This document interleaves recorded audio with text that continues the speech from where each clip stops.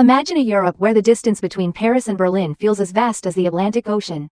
In our world, the iron ribbon of the 19th century stitched a fractured continent into an industrial powerhouse.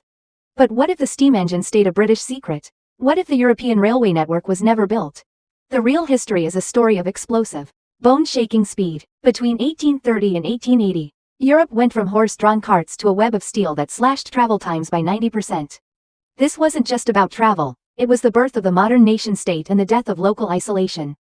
The divergence point is 1848. Amidst the springtime of nations, revolutions, the massive state investments required for rail are vetoed, fearing that trains would allow revolutionary ideas and enemy armies to move too fast. The monarchs of Europe stick to canals and cobblestones. The domino effect is a slow-motion collapse of the modern world.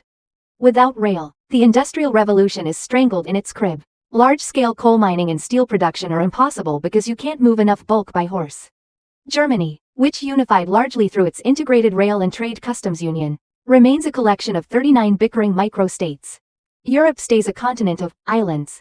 Deep regional dialects never merge into national languages because a peasant in Provence will never meet a merchant from Paris. Travel remains a luxury for the ultra-rich. The Great War of 1914? It never happens, at least not in the way we know, because the Schlieffen Plan and mass mobilization were entirely dependent on precise railway timetables. By the year 2000, Europe looks more like the 1700s, a patchwork of agrarian societies. Slow-moving canal boats and isolated mountain villages. Some historians argue this would have been a golden age of stability, preventing the horrific mechanized slaughters of the 20th century. Others argue that without the economic boom of rail, Europe would have been colonized or dominated by a more technologically advanced United States or a rail-powered Russia. Was the railway the steel trap that led Europe to total war?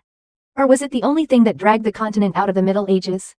Would you prefer a slower, more local world, or is the speed of the modern era worth the cost?